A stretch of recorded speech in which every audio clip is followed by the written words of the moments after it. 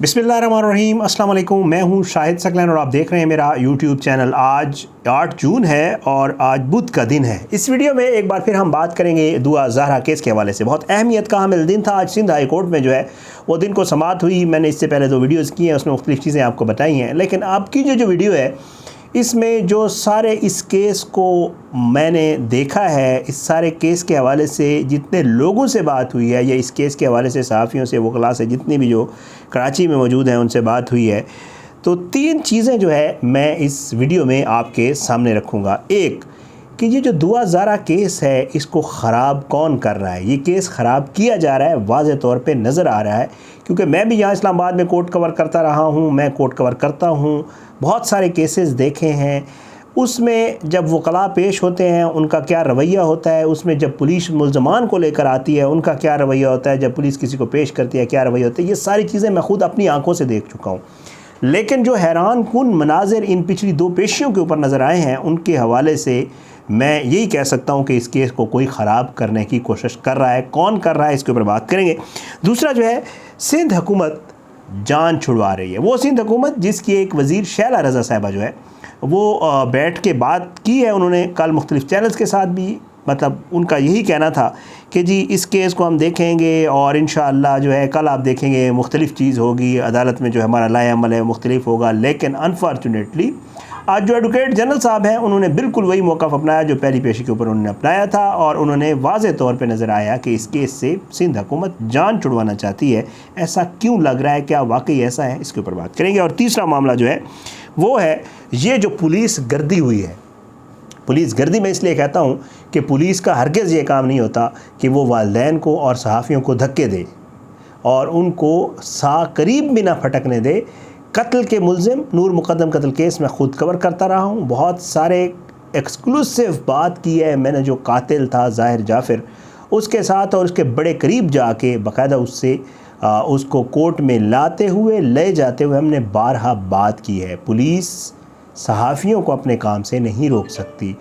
उस कातिल के साथ उसके मुलाकात माँ करती थी, बाप करता था, भाई आते थे, मिलते थे, अदालत के अंदर और अदालत के बाहर मुख्तलिफ़ औक़ात में लोग उससे मिलते थे। लेकिन ऐसा क्या हुआ कि दुआ को अपने वालिदैन जब उसके करीब जाने की भी कोशिश की तो धक्के दिए गए।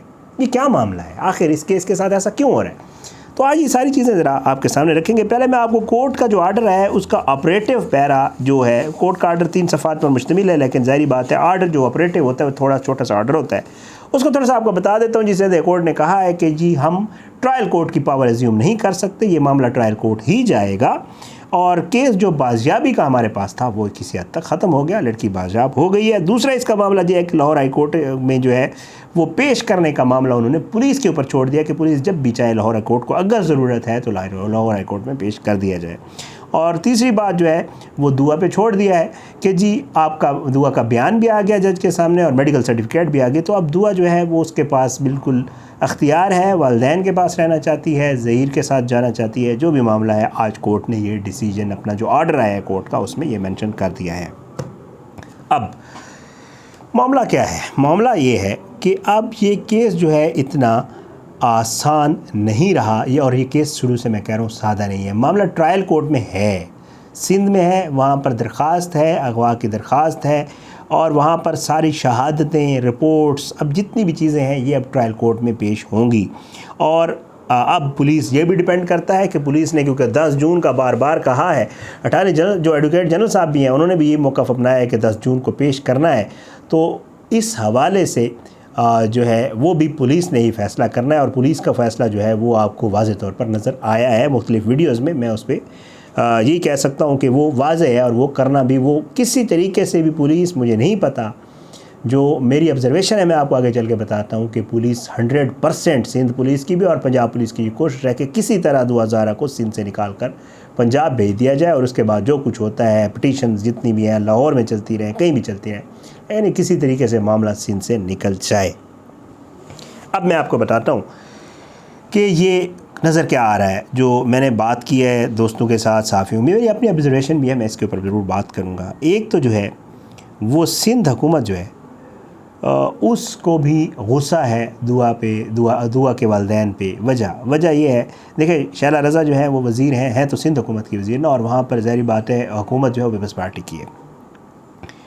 हुकूमत की बड़ी सरजनश हुई, हुकूमत की बड़ी जो है वो हुई, अपना समझ लें कि लोगों ने उसके ऊपर या कोर्ट ने उसके ऊपर गुस्से का इजहार किया सिंध हुकूमत के ऊपर कि जी आप लोग क्या कर रहे हैं, पुलिस के ऊपर भी और सिंध हुकूमत के ऊपर भी, कि आप एक बच्ची यहाँ से अगवा होकर गई है और आप उसको बाजियाब नहीं करवा पा रहे। तो इस वजह से मुझे जो लग रहा है वो यही है कि सिंध हुकूमत ने अपना काम पूरा करने के लिए किसी तरीके से भी, मैं आपको आगे चल के बताता हूँ कि मुझे लग रहा है कि पुलिस ने भी बाकायदा तौर पे पंजाब पुलिस के साथ ये कमिटमेंट की थी, सिंध हुकूमत ने पंजाब हुकूमत के साथ ये कमिटमेंट की थी कि आप एक बार बच्ची हमें पेश करने के लिए दे दें, हम उसे एक बार पेश कर दें सिंध हाई कोर्ट में। क्योंकि सिंध हाई कोर्ट में जो इकबाल कल्होड़ो साहब थे, जो पहले जज इसको सुन रहे थे, उन्होंने बड़े सख्त जो है रिमार्क्स दिए थे। उन्होंने कहा था कि और सख्त रिमार्क्स क्या, उन्होंने तो एक्शन किया था, एक IG भी फारिग कर दिया था।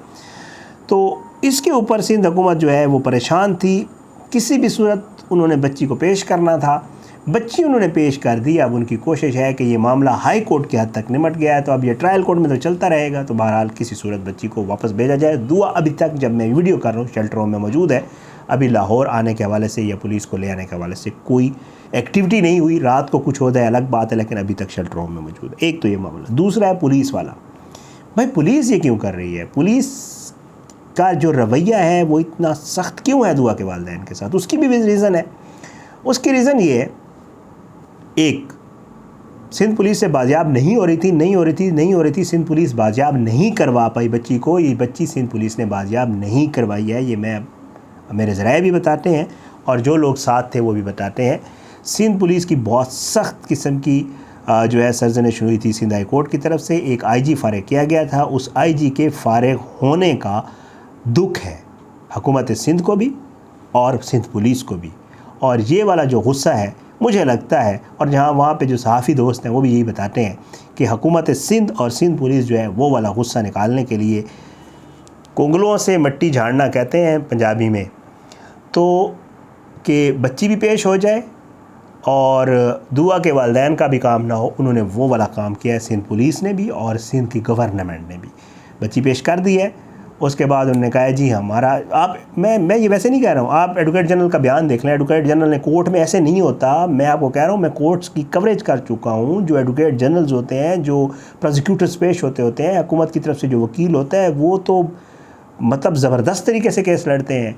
पहली दफ़ा देखा है कि किसी हुकूमत जिसकी वज़ीर कह रही है बच्चियों को नहीं जाने देंगे, उसका एडवोकेट जनरल अदालत में कह रहा है साढ़ा तो केस ही नहीं जी, पंजाब में शादी हुई है, अगवा का केस था, मुक गया, आप इसे लाहौर भेज दें, शादी वहाँ पे हुई है, यहाँ तो कोई गिरफ्तारी डालने की ज़रूरत नहीं है ज़हीर की, तो बस कोई मसला नहीं। ये क्या मतलब, ये तो मौक़िफ़ ही कोई और है ना। ये तो आप बिल्कुल वही मौक़िफ़ दे रहे हैं जो पंजाब पुलिस का मौक़िफ़ है या जो पंजाब में है।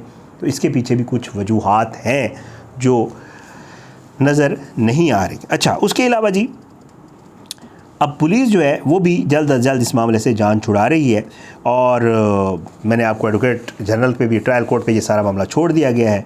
और पुलिस जो है उसका, जो मैं आपको पहले भी एक वीडियो में जिक्र कर चुका हूँ कि मैं ये सवाल ना उठाता अगर निमरा और दुआ के केस में मामला एक जैसा होता। एक तरह की लड़कियाँ, एक ही मामला, पंजाब में शादी, यहाँ से बाजियाबी, सिंध में जाना, निमरा को शेल्टर होम में भेज देना, दुआ को घर भेज देना। निमरा के शोहर को उसी केस में जिसमें दुआ का भी केस है, अगवा वाला, उसके रिमांड लेना, गिरफ्तारी डाल देना। ज़हीर का आज तक नहीं पता चल सका। मैं भी पता करता रहा हूँ कि ज़हीर किसका मेहमान था, क्या वो पुलिस कस्टडी में था, क्या वो जुडिशल कस्टडी में था, किसी का मेहमान था, किस हैसियत में वो सिंध में रहा है, उसकी गिरफ्तारी क्यों नहीं डाली गई, ये सारे मामलात किसी को भी पता नहीं है। और सिंध पुलिस ने बाकायदा तौर पे इसमें किरदार अदा किया है, पंजाब पुलिस के साथ हैंड टू हैंड किरदार अदा किया है। हालांकि जो मेरी इतलात हैं उसमें हाई कोर्ट का इस हवाले से कोई आर्डर नहीं। एक और चीज़, वालिदैन को ना मिलने देना। किस कोर्ट ने कहा था कि वालिदैन को ना मिलने दें?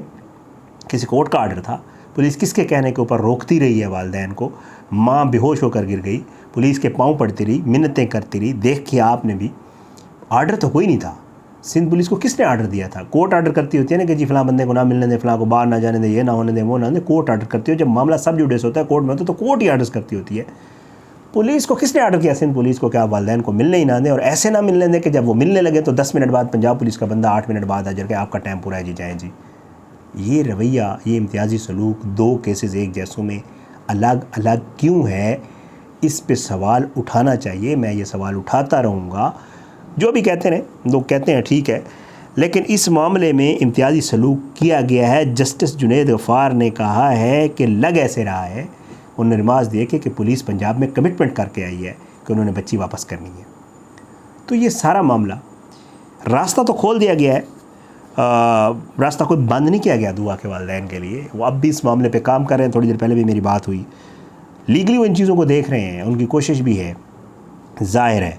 और मामला ट्रायल कोर्ट पे छोड़ दिया गया। निमरा वाला मामला भी ट्रायल कोर्ट पे। अब ट्रायल कोर्ट ने डिसाइड करना है कि जाने देना है, नहीं जाने देना है, निकाह ठीक था नहीं था, बच्ची की उम्र क्या है, ये सारी चीज़ें अभी उस ट्रायल कोर्ट में डिसाइड होनी है। लेकिन इस केस में ये दोहरा मेयार, ये दोहरा रवैया, ये पुलिस का किरदार, ये सिंध हुकूमत का किरदार, इसके ऊपर बहुत सारे सवालात हैं। मैंने इन चीज़ों को देख कर अपना एनालिसिस करना था, जो लोगों से बातें कि वो आप तक पहुंचाना था। बहरहाल जी, आप लोगों के बहुत सारे कमेंट्स आ रहे हैं, बहुत सारी चीज़ें आ रही हैं, और भी कुछ चीज़ें हैं इंशाअल्लाह किसी अगली वीडियो में आपके सामने रखूँगा। वीडियो लंबी हो गई है, तो बस अपनी दुआओं में याद रखा करें। अल्लाह पाकिस्तान का हामी नासिर, और अल्लाह हमारे हाल पे रहम करे। अल्लाह हमारी अदालतों को और अल्लाह हमारे इंसाफ के इदारों को बेहतर जो है वो फ़ैसले करने की तौफ़ीक अता फ़रमाए। मैं दुआ ही कर सकता हूँ। अल्लाह ज़ालिमों को इबरत का निशान बनाए, मज़लूमों को इंसाफ मिले, और अल्लाह जो है वालिदैन को औलाद की तरफ से सुख दे। बहरहाल जी, इस वीडियो से इतने, आने वाली किसी वीडियो तक इजाज़त है। अपने दुआ में याद रखा करें। अल्लाह पाकिस्तान का हामी नासिर हो, इसके खिलाफ साजिशें करने वालों को सलाबूत करे। पाकिस्तान जिंदाबाद। अल्लाह हाफ़िज़।